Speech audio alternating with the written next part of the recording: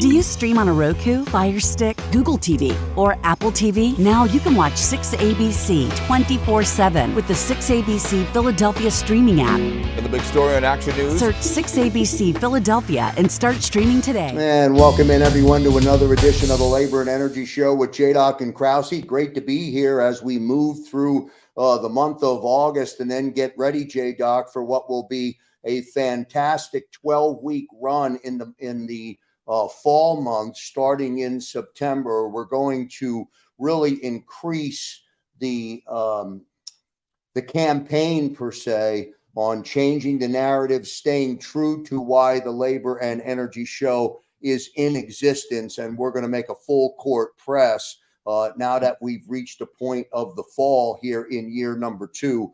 Excited to be here. And we've got a great guest lined up, 2 great guests lined up for today's show. Absolutely, Joe. And I'm excited for the fall as well as we expand our initiative in educating the public, our policymakers, and of course, our labor community. And having said that, today, you're right, we do have a great show, Joe. Certainly, we have John Burzichelli, former deputy speaker of the New Jersey Assembly, and a candidate again for the New Jersey State Senate District 3, and Jim Appleton, who's the president of New Jersey Coalition of Automotive Retailers, aka New Jersey Car. And Joe, a lot of time recently we've been talking a lot about electric vehicle mandates, and we're going to continue that conversation today. Not because we're obsessed with cars, okay? Because there's so much more to this issue. It literally impacts so much of our lives, typically, and the mandates. That's really the focus. We're all supportive of electric vehicles coming into the market, excited about it, if you will. However, we have New Jersey who's following in California's footsteps and creating and being a part of the EV mandate, so that as of 2035 in New Jersey, they'll only, based upon this initiative, they'll only be able to sell electric vehicles. And it impacts so many people. It's so not necessary. And, we're going to talk about those issues and how they'll impact us and what the public thinks of them. And of course, our political leaders. Our platform is to educate, and we're starting to see more and more people go to Apple or Spotify and download the Labor and Energy Show. You can do that as well if you missed the live broadcast or you missed the broadcast on YouTube. Just go to Apple or Spotify and search the Labor and Energy Show. Delaware, I imagine, is another state, JDoc, that falls into that category. We've had some conversations. I actually had a conversation with a gentleman this week, a listener of the show, who brought up his own personal concerns about what that mandate could potentially mean to him financially. So I know, or we know, that the listening audience, and as you said, the topic affects them individually. It meets each one of the listeners, each member of the community at a different point in the spectrum where they are. So it's an important conversation for sure. No question about it. Just to give you an example of why organized labor, is involved in this, this fight, if you will. The fact of the matter is, and you hear all the conspiracy theories and all that stuff, and you just tune it out. But China owns the supply chain for electric vehicles. Okay, manufacturing, wholesale distribution, the mining of the materials that it takes, and literally speaking, we're shutting. We have politicians that are shutting down, a lot of our political leaders that are shutting down the internal combustion engine automobiles, gas-fueled cars, and handing the entire industry over. If they had their way, and in many states, as you're seeing, including New Jersey, the governor is literally mandating that as of 2035. And by the way, it rolls back into 2026. I believe that's when it starts. We won't be able to buy gas-fueled cars. So the fact of the matter is, all those jobs and that entire chain okay, supply chain that goes into the EV process is owned by China. We're going to lose all that work.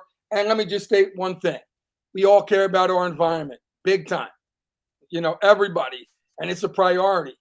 But we just can't, shut things down and hope for a good result, and click a switch and turn our entire auto industry upside down and lose the entire industry. We need to try other solutions, work together, and make things work.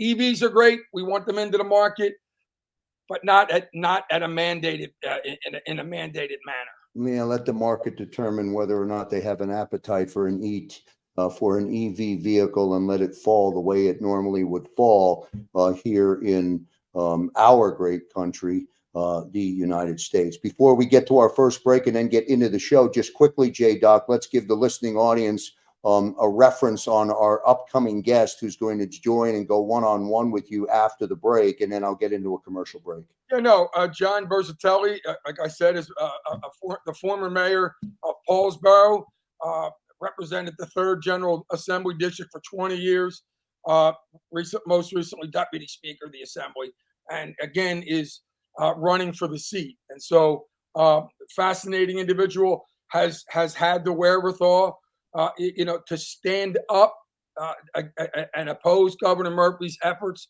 to ban gas stoves and gas powered cars. And I'm ecstatic and looking forward to the conversation. We'll get to that opening segment with JDoc as after this commercial break. You're listening and you're watching the Labor and Energy Show with JDoc and Krause.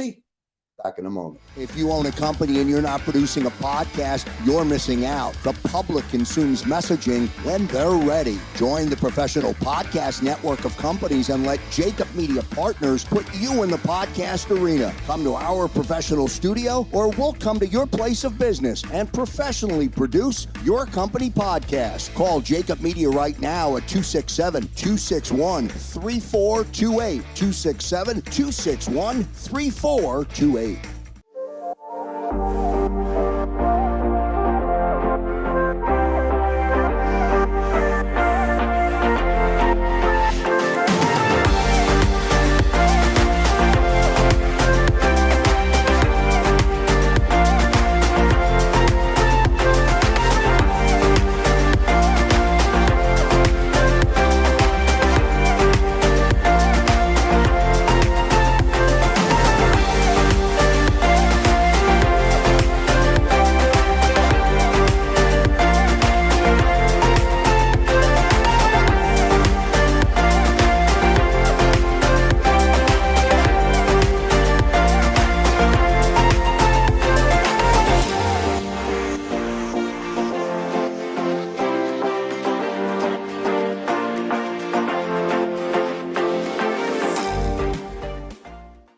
Do you stream on a Roku, a Fire Stick, Google TV, or Apple TV? Now you can watch 6ABC 24/7 with the 6ABC Philadelphia streaming app.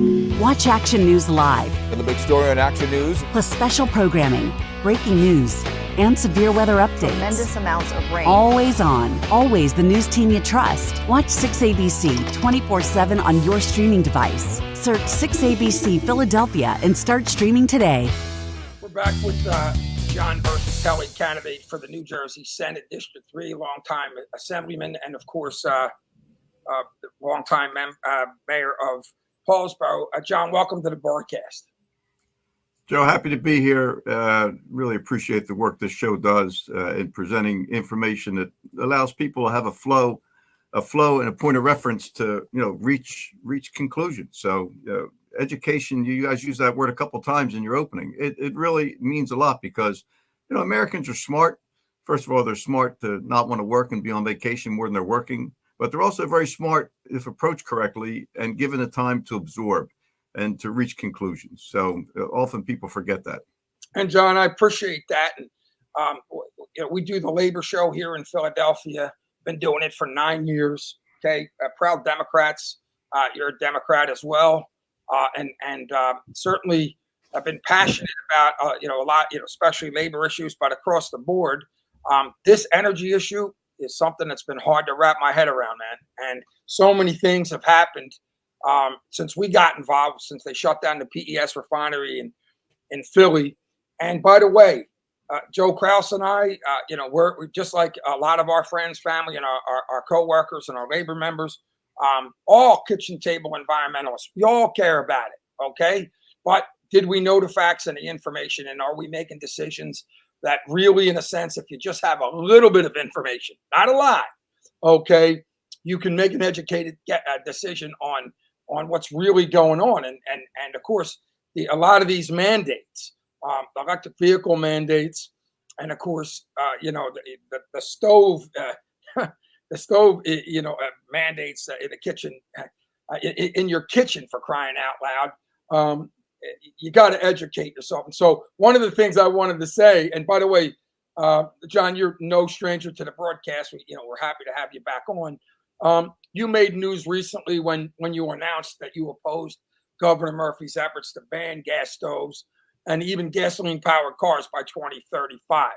Okay, your leadership on that issue and those, and what we look at as extreme policies, it was actually a breath of fresh air. Instead of coming up with common sense policies on our own, many of our Democratic leaders, unfortunately, including Governor Murphy, seem to have adopted these extreme policies that seem to leave out the facts and details when it comes to these critical energy issues. If you would, how did this happen? Okay, like I said, we all care about the environment, but in a sense, it's almost like being a part in the Twilight Zone. Well, Joe, a couple points. First of all, mandates are always not well received, especially in the 3rd legislative district, which I represent, which is a good part of which I represented, which is a good part of Gloucester County, all of Salem County, and part of Cumberland County, and I think statewide as well. You got to educate people and get them to a point, but also, you understand the world of labor, so you understand negotiations. A lot of times, people that have a position and are in a position to say mandate do that as leverage and part of pushing their chips into the table and say, okay, we're going to do a mandate by this date. And then the negotiations begin of what that mandate looks like. Does it really happen? Doesn't it happen? What are the components? How much of the goal of the mandate do they actually in the end get? It becomes part of a bigger negotiation. And that's why I've got to have the right people in New Jersey circumstances. You've got to have the right people at the State House, because that's going to be a tug of war and a fist fight and all the things that go along with it. And you got to stay focused. So, the governor can say what he wants to say, but, there's 2 legislative bodies that have to participate. In particular, on the gas stove thing, I think the administration was attempting to do an end run around the legislative process to use the BPU to establish a mandate. Then there was early pushback by a number of people, myself included. I'm just a small voice. And the BPU, and I know all those people there, they're very good people. They said, wait a second, we got to rethink this. And they went back to the approach to do maybe an incentive program. And as I said publicly a couple of times, I'm a customer of South Jersey Gas. The bill comes 12 months a year, whether I'm using gas or not using gas in the summertime. And ratepayers here just paid for a major infrastructure upgrade to go to high pressure lines all through the system because the demand for natural gas has grown so much. So that investment's got to be recouped. I have natural gas in my house. Although I don't think we cook with it. As little as Janice uses the kitchen, I'm not sure. I don't know why we still have a kitchen, by the way. Yeah, we probably should use that space for something else. But we are gas heated, and I think gas hot water in one of the units. But the point is that mandates get mentioned. And they have to be negotiated. And I don't think mandates is always the best way to go. But I say to you, because you understand labor and labor negotiations, the other side starts off and says, I'm in a position, we're going to do a mandate. Then you have to push back and say, well, wait a second. Let's talk about this. Mandates don't work. Don't work for electric cars. Don't work on the gas deal. And the electric car thing, I know I'm being a bit long-winded. A new automobile, and frankly, a used automobile, is often the second largest purchase any homeowner or a citizen makes. Next to buying a house, a car is the next biggest investment.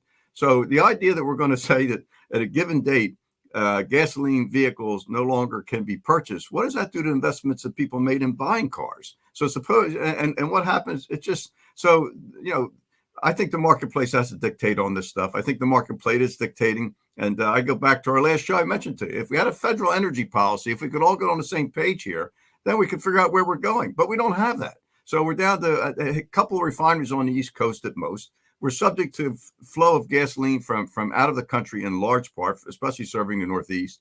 What happens in a national crisis, a national emergency? How about moving the military? Is anybody thinking we're going to move military vehicles to all electric by 2033 in remote places in the desert with portable charging stations? I mean, look, it could all come at some point, but we have to be realistic, and we have to say, like you said it correctly. Nobody's against progress, advancements. It'll all come. But I think the marketplace has to dictate. And if I would say to you, if you could get to 30% of the cars, if you get to China and India to participate in trying to save the environment, we'd be way ahead of the game because America's doing its part plus.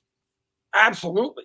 In fact, the progress, we've gone to the number one country in the world in regards to fighting emission. Okay, low carb, and then of course in 1 year, a lot of our foreign countries ate up all the progress we made. But let me just say one thing, and you make some great points. I totally agree and understand, in a sense, getting a negotiating stance. Okay, we'll go for the extreme and then we negotiate back, and that way at least we got a good position to start with. But a lot of these mandates have consequences. Okay, and you look at what California is doing, and I think there's over a dozen states that automatically opt into a lot of their policies. And so, you have, for example, a lot of our refineries, our traditional energy industries seek investment. These mandates impact that investment. They lose all kinds of potential there. So there are impacts on this. When you talk to the public, and we had this is, as a political leader, a long-time political leader, this I'm sure hits home. And this is really one thing that's confusing. Okay, we had a pollster on a recent broadcast, Stephen Hankin of Lincoln Park Strategies, that did work for centrist Democrats of America on this topic, and we discussed it. And he polled New Jersey specifically, and there was an overwhelming overwhelming support for electric vehicles, but overwhelming opposition against mandates. And one of the things that people are saying is we have so many more important issues. The environment's an important issue, no question about it, but using this as a strategy. Now, the governor barely won his re-election, okay? And given the last election cycle and the polling, you would think that he would reject an extreme policy, but he's doubling down on it.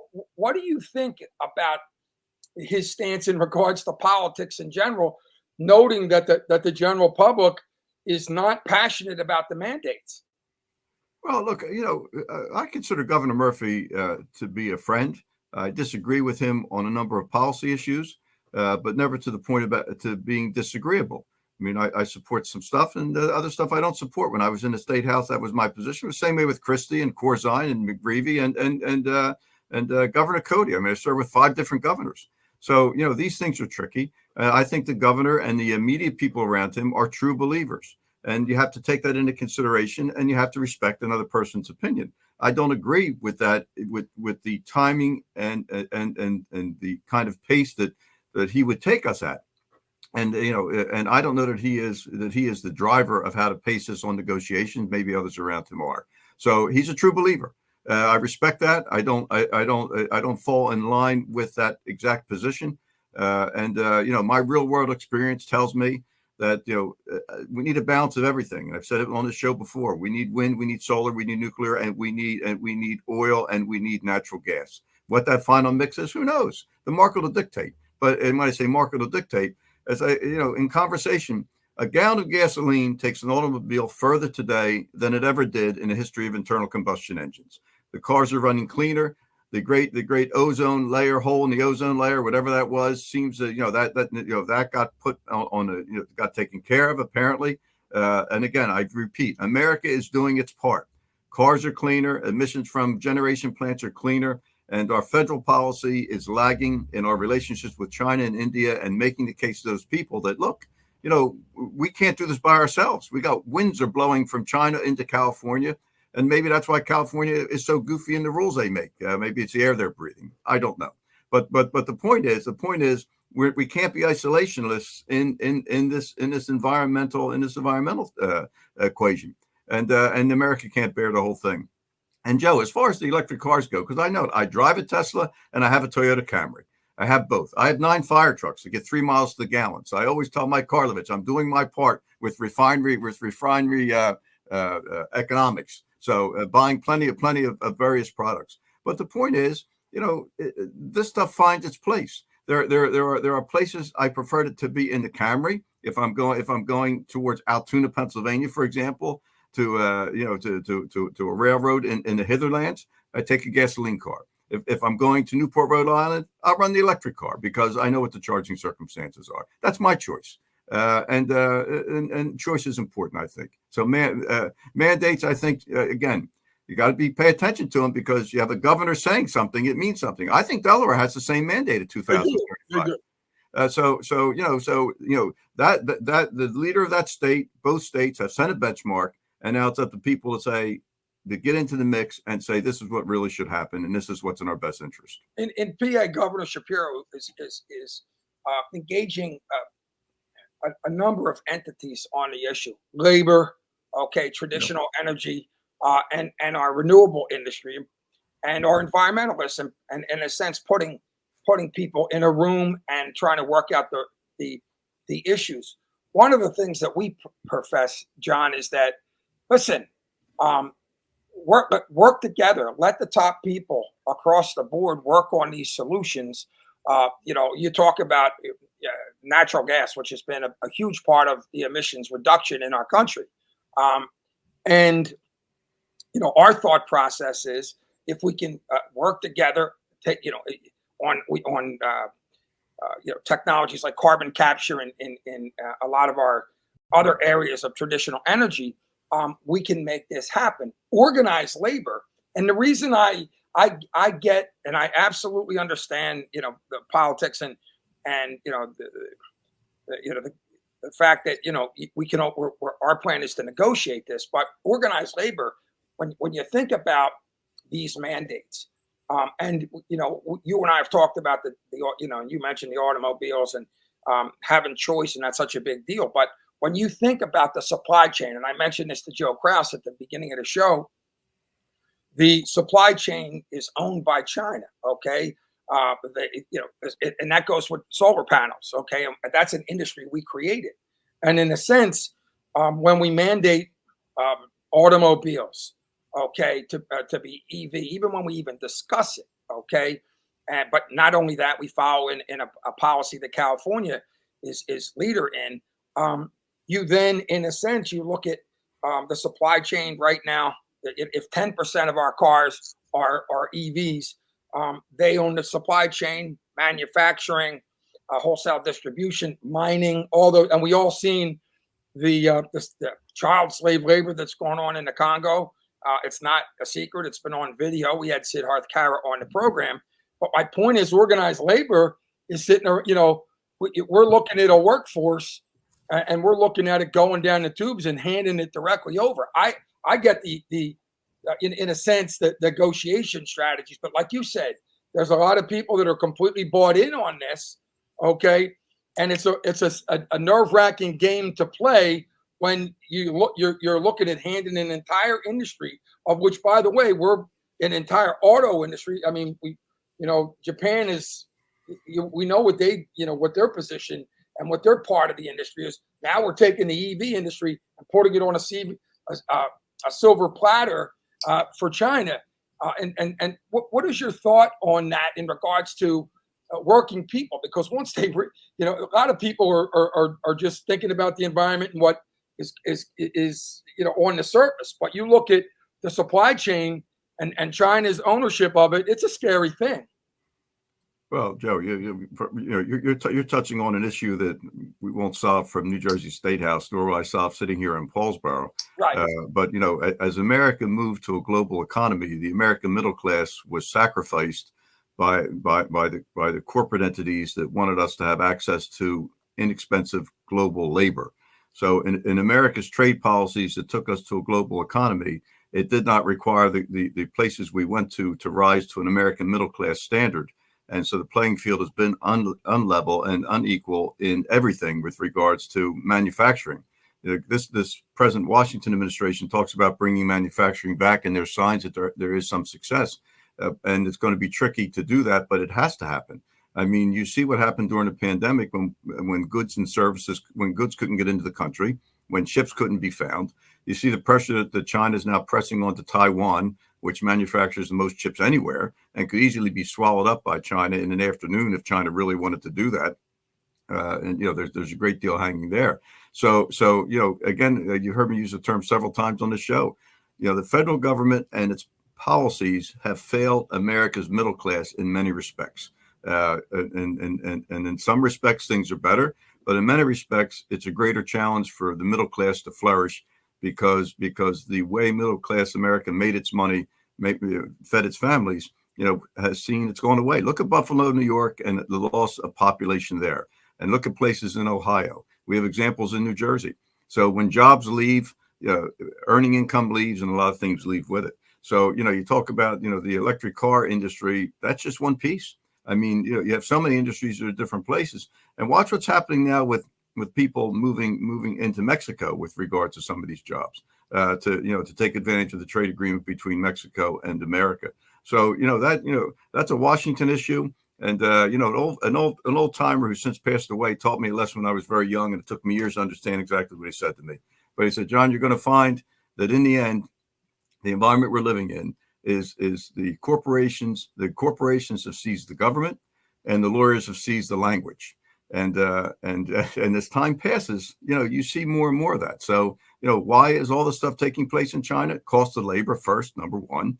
And this is a labor-based show. But that, and now you see stuff leaving China because in some cases, the Chinese people wanted more money, wanted to be paid more. And that government's had trouble getting their arms around it. So now we're off to Vietnam, we're off to different places and names you can't produce. But, we're not going to solve that today. In the short term, state by state, we have to decide these policies that, that affect the people that are still working and still here and make their living here. And I go back and just say very simply, mandates is not a way a democracy should govern. And having said that, and this, I've said this on the Labor Show 100 times, and and not really gone. It's not the time or the place for this conversation. But people, we sit here and Donald Trump's still on the front page of the news, but he built his momentum in his first debate when he talked about NAFTA and bringing our, nobody ever talked about bringing, stopping NAFTA and bringing our jobs and our factories back. Immediately, he got the rank and file labor members. They looked at it and are like, okay, there's something I don't hear very often. Yep. So that really makes a difference. Do you think, John? Do you think? And I had that.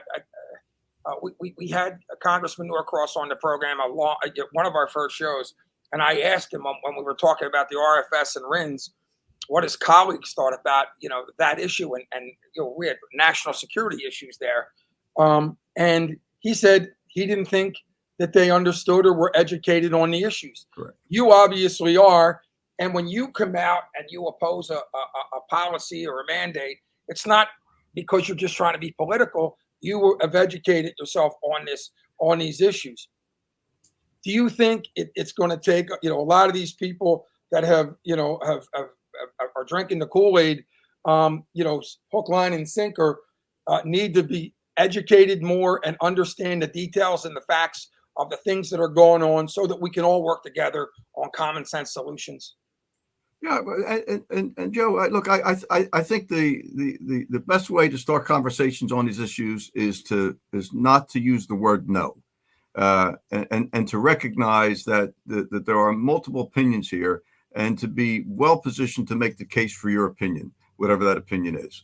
I don't think a person can win the argument that there should be a mandate of 2035 on EVs other than to set an artificial time frame to force discussion, because there are a lot of reasons why it won't work. Now, is it something to strive for?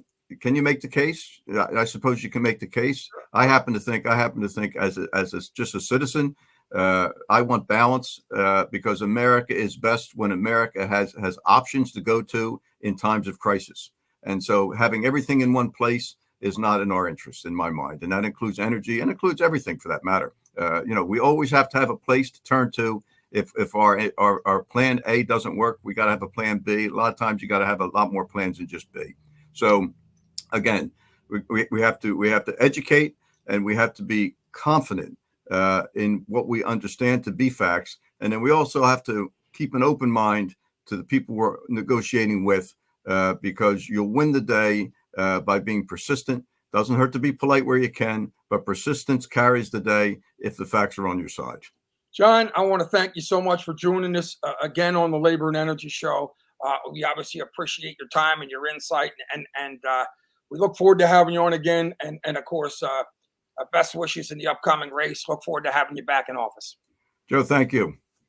We're going to have more from the Labor and Energy Show in just a moment. If you own a company and you're not producing a podcast, you're missing out. The public consumes messaging when they're ready. Join the professional podcast network of companies and let Jacob Media Partners put you in the podcast arena. Come to our professional studio, or we'll come to your place of business and professionally produce your company podcast. Call Jacob Media right now at 267-261-3428. 267-261-3428.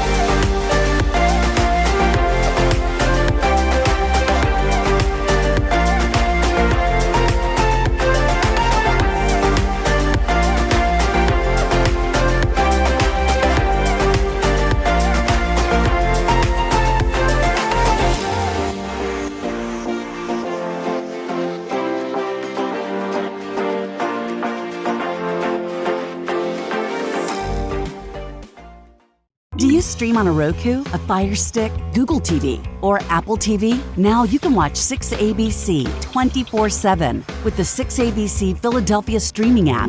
Watch Action News live, And the big story on Action News. plus special programming, breaking news, and severe weather updates. Tremendous amounts of rain. Always on, always the news team you trust. Watch 6ABC 24/7 on your streaming device. Search 6ABC Philadelphia and start streaming today.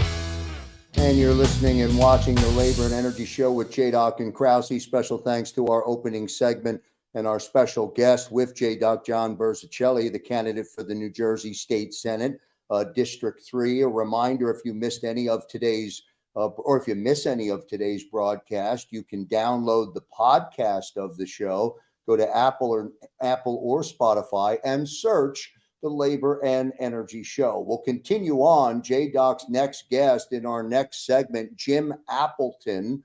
Jim is the president of the New Jersey Coalition of Automotive Retailers. He'll go one-on-one with JDoc in 30 seconds. Do you stream on a Roku, Fire Stick, Google TV, or Apple TV? Now you can watch 6ABC 24/7 with the 6ABC Philadelphia streaming app. And the big story on Action News. Search 6ABC Philadelphia and start streaming today. Welcome back to the Labor and Energy Show here on the Jacob Media Network. I'm ecstatic to bring into the broadcast Jim Appleton.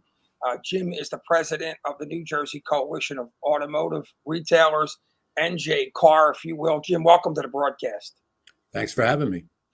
It's our pleasure, and we've talked a lot about on our broadcast these EV mandates, and we've said, and I think I've seen on your website, we're totally supportive of electric vehicles. Okay, I mean, a lot of our friends have them, they're great, but the mandates coming with them are an issue, and they're an issue in a lot of areas. Before we get into that, if you will, tell our listeners a little bit about, the organization and who you represent. Yeah, sure. NJCAR is the statewide trade association that represents all of the franchised new car and truck dealers in the state. Obviously, all those dealers, the Toyota, the Honda, the Chevrolet dealers all sell used cars as well. But these aren't the independent used car dealers. These are the franchise new car dealers. 500 rooftops across the state, 35,000 men and women earn their living directly from dealerships in this state. Many of those union jobs, of course, good paying jobs, can't be outsourced, can't be shipped overseas. Neighborhood new car dealers are the economic engine on Main Street. It's a $40 billion a year industry in the state of New Jersey alone. And so, having said that, New Jersey is officially proposing to adopt California's proposal to ban the sale of new gasoline-powered cars in 2035. Okay, we have a lot to discuss, but first, can you give me the auto dealer's perspective on this proposal, your members' perspective? Yeah, let me just correct something and give a little context, maybe walk down memory lane here. We signed on to the California plan 15 years ago. So New Jersey has been operating under the original California low emission vehicle plan for the last 15 years. And oh, by the way, we've never hit the percentage mandates that CARB, the California Air Resources Board, which actually controls the car market in New Jersey now, we've never hit the CARB mandates. And as a result of that, automakers and the consumers who do business with legacy automakers have forked over $1 billion to $2 billion a year in penalties and to buy credits from a non-union company, Tesla, and to support the Tesla buyers and the Tesla owners across the U.S. by subsidizing the price of the vehicles that they purchase. So we're already knee-deep in the CARB program and have been for years. The EV mandates, which the DEP has proposed re-upping on, signing to the CARB plan, would kick in 2026. Right now, the EV market is about 9%, and it's pretty much hit the plateau at this point in time. They were predicting 25%, correct? The mandate is for 25%. As of right now. Yeah, so we're not halfway home to the existing mandate, and they're talking about ramping up in 2026 to 35%, and of course by 2035, the mandate is to be 100%. So, let me be clear: the franchise new car and truck dealers, the neighborhood new car dealers that I represent, are all in on electric vehicles. They've spent this year alone probably $150 million in infrastructure, training, equipment, tools to prepare for this transformation. But the governor's proposal, the California rule, is obviously too much, too fast. I like to say New Jersey will be 100% EV when consumers decide, not when government decides. And at this point in time, consumers are voting with their pocketbooks to purchase hybrid vehicles, which are a great solution for most drivers, and plug-in hybrids and internal combustion engine vehicles are still the overwhelming majority of the market. Dealers subscribe to an all-the-above strategy when it comes to transportation. Not everybody is a good candidate to drive an electric vehicle. I happen to drive an electric vehicle. I have for the last 3 years, and I love it. I leave the house every day with 300 miles of charge, and I rarely have to go to a public charging station.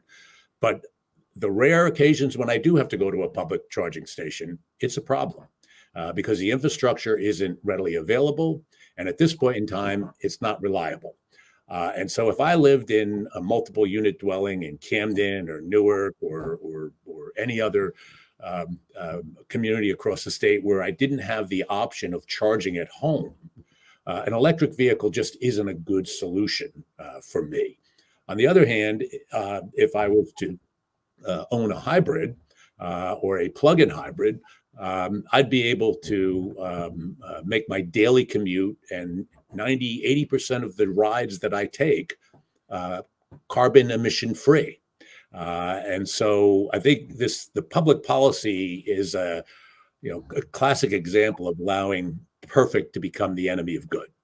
Yeah, and certainly when you think about it, there are so many potential solutions. We have talked about first of all the mandates.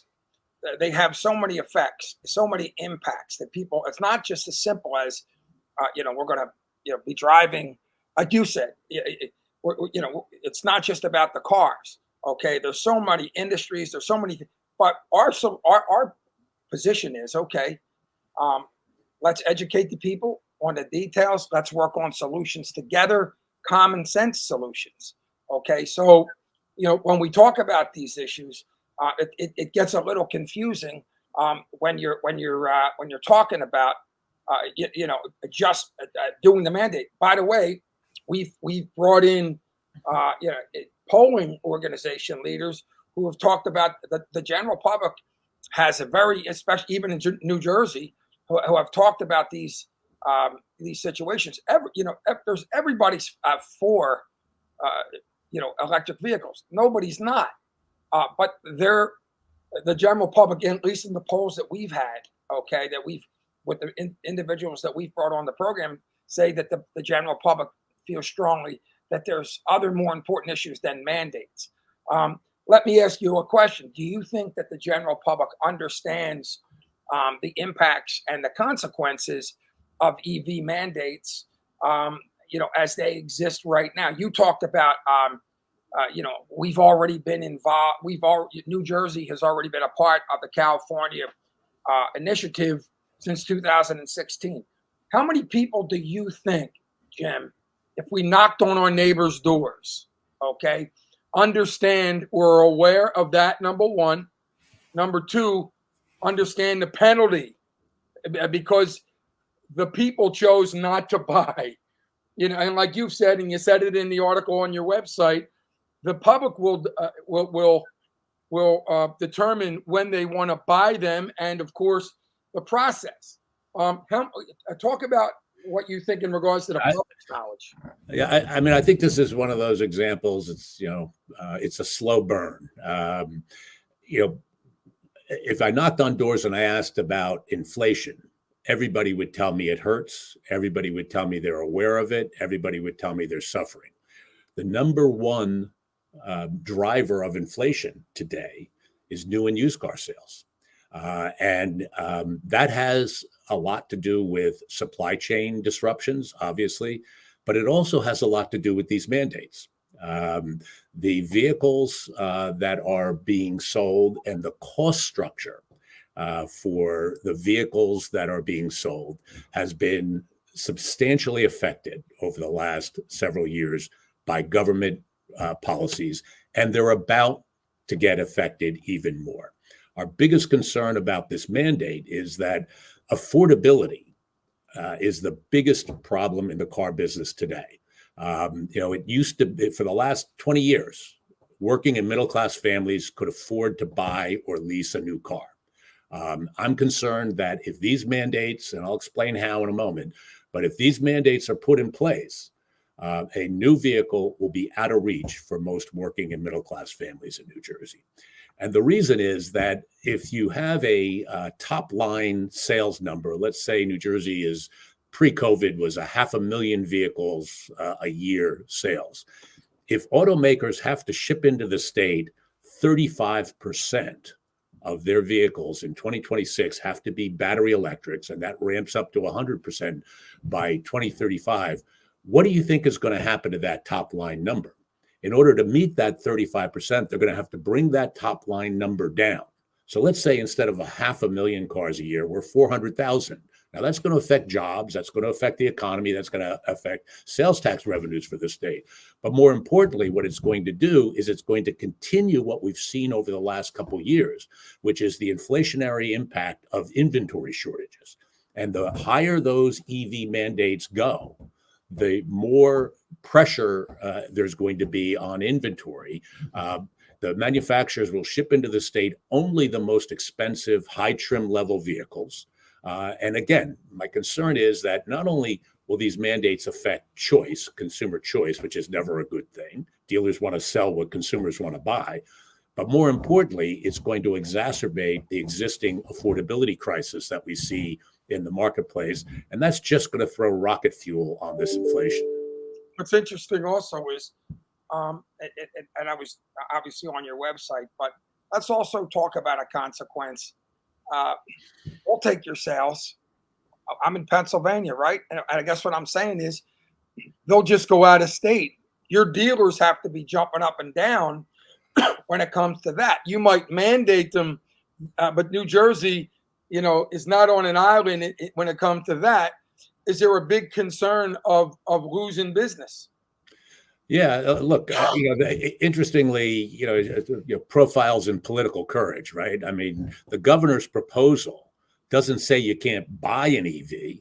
It says the manufacturers can't ship them into the state, and therefore the dealers won't be able to sell them. So the governor stands in front of the public and says, I'm not prohibiting the sale of EVs, and that's kind of true, but it's a purposeful misrepresentation of what's going to take place here. So yeah, consumers can go into Pennsylvania, or they go cross country to Kansas, and they can buy the internal combustion engine vehicle of their choice, and they can register it here in New Jersey, and they can continue to drive that vehicle, and we get no environmental benefit. So what we're doing is we're ticking the box because we're a CARB state, but we're not really doing anything to affect consumer behavior. And what's really concerning, and what I think is the unintended consequence of this type of mandate, is that the average age of a car on the road today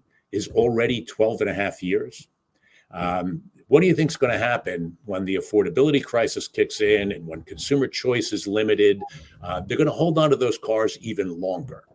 And when they hold on to those cars even longer, the touted environmental and expected environmental benefits of a CARB mandate never come to fruition.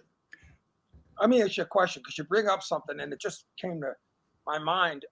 What about used cars? In other words, you make a great point. Okay, people are going to be holding on to their cars longer. Will in for example, New Jersey, will it kick up the used cars purchases? Absolutely. That's what we've seen, in the inventory constraints we've experienced post-COVID because of supply chain disruptions. What the manufacturers have learned is that they can raise MSRP 3, 4, 5 times on new cars. And as new cars become more profitable for the manufacturers and for the dealers too, they become less affordable for consumers. We're pushing would-be new car buyers into the used car market. The law of supply and demand tells us that those used car values are going to skyrocket as well. Again, new and used cars are the leading cause of inflation in this country. And the government mandates around EVs are a contributing factor. I'm not saying they're the reason, but they are a major contributing factor. And so talk about the loss of tax revenues in when people buy cars out of state. Okay. That's another impact that we're talking about. Yeah, well, and no, when they buy a car out of state, if they register it here in New Jersey, they pay sales tax. But here's something you and your viewers and listeners may not be aware of. You don't pay sales tax on an EV. So when we get to 100% EVs in this state, all that sales tax revenue, $1.5 billion a year in sales tax revenue, disappears. So, we're going to have to address that. And oh, by the way, EVs don't pay gas taxes. Gas taxes fund the Transportation Trust Fund, which creates jobs and ensures that the roads and bridges in this state are safe to travel on. And so that has to be addressed, the depletion of funds in the Transportation Trust Fund. And also, let me give your listeners one other thing to ponder. An electric vehicle is 1,000 to 2,000, depending on the battery size, pounds heavier than an internal combustion engine vehicle. I happen to live in the Lambertville area, and when I drive across that old rickety bridge between Lambertville and New Hope on a Saturday or a Sunday, it's literally bumper to bumper both sides. That bridge probably cannot sustain the weight that would be associated with an all EV marketplace. So the Transportation Trust Fund is losing funding, but the demands on its resources are going to grow exponentially over the next few years. Jim, here in Pennsylvania, I don't know. The Regional Greenhouse Gas Initiative is an initiative that a lot of states opted in, and Pennsylvania's been going back and forth, and there's a huge fight here. New Jersey is a part of it already, and one of the things that some of our labor leaders have said, Rob Baer, who's been on this program, who's the president of the Pennsylvania Building and Construction Trades, has said that he felt like we have so many natural energy resources here in Pennsylvania, okay, with the Marcellus Shale and everything we got going. Why would we opt into somebody else's energy policy? Okay, it seems in a sense, I realize that that a number of states have opted into California's policies, but have you, what is your thought on creating New Jersey's own energy policy in regards to emissions and all those things? Well, look, elections have consequences, and we have a energy policy here in the state. It's been set by this governor and the BPU, and we have energy policy. You may not like it. I may have concerns about it, but we have energy policy. It's wind, it's renewables, it's transition from fossil fuels to renewable energy sources. Whether that is doable, whether it's economically feasible, that's way above my pay grade. I'm a car guy, right? I mean, I can't tell you about that, but I can tell you this much: in the world that I live in, 14 states that account for 40% of all U.S. vehicle sales have opted in to the CalLEV program. The automakers have invested hundreds of billions of dollars in designing and retooling to build electric vehicles. This ship has sailed. The vehicles, government mandates can force manufacturers to build, and the manufacturers will force the dealers to take those vehicles. But none of the policies that the governor or any of the other public policymakers have proposed so far are going to make consumers buy something they don't want. And so I think we've got a long way to go before the consumers catch up with this radical government policy. And I think there are some calmer voices that hopefully will eventually prevail in this debate. Take, for example, Toyota. And I don't typically single out a manufacturer, but I'll say Toyota has had a decades-long commitment to hybrid vehicles and now plug-in hybrid vehicles, with a vision for a gradual transition from internal combustion engine only to a appropriate mix of battery and fuel cells, which are another option that will be developing down the road, and hybrid vehicles. But government has decided on an all or nothing at all policy. And as I say, this is really a great example of perfect being the enemy of good. There are very sensible, middle of the road, gradual solutions to this problem that the industry and engineering and the energy sector can all come together to make happen. But the political will doesn't exist right now to do that. That's a great point that you make. And common sense and edge, when you talk about, common sense isn't so common.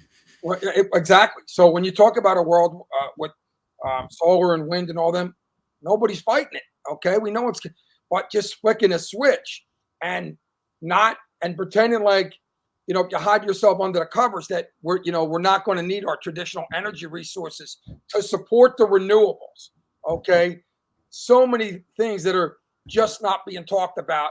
And this is by the way, this a trend that we're talking about that the auto industry is going through is exactly what so many other industries are going through.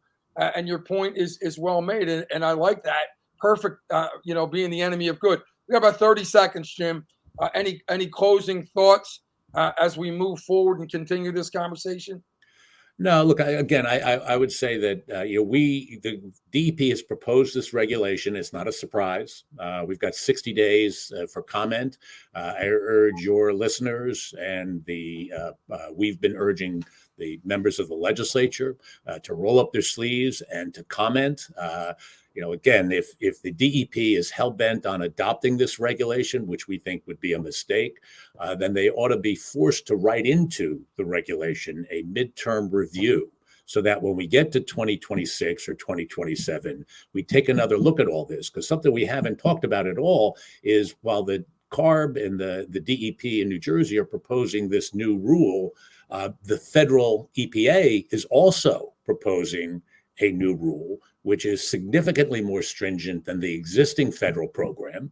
And you got to question whether or not New Jersey should be continuing with CARB when there is another alternative, which they have not looked at in the offing. So let's slow the roll at the DEP. And if your listeners are inclined to do so, they should participate in this rulemaking process by filing comments. And the comment period started, I believe, this week, right? Started on Monday, and it'll run for 60 days. So sometime in October, the comment period will be over. And by the way, we have an election coming up in November. We've urged those who are running for re-election in this legislative cycle to make their voices heard as well, because we think this is a classic example of regulators sidelining elected officials to adopt policies which are not popular and can't be sustained. Jim Appleton, President, New Jersey Coalition of Automotive Retailers. We want to thank you for being our guest on the Labor and Energy Show. Well, thanks for asking me. Take care. It's our pleasure. We're going to have more from the Labor and Energy Show in just a minute. If you own a company and you're not producing a podcast, you're missing out. The public consumes messaging when they're ready. Join the professional podcast network of companies and let Jacob Media Partners put you in the podcast arena. Come to our professional studio, or we'll come to your place of business and professionally produce your company podcast. Call Jacob Media right now at 267-261-3428. 267-261-3428.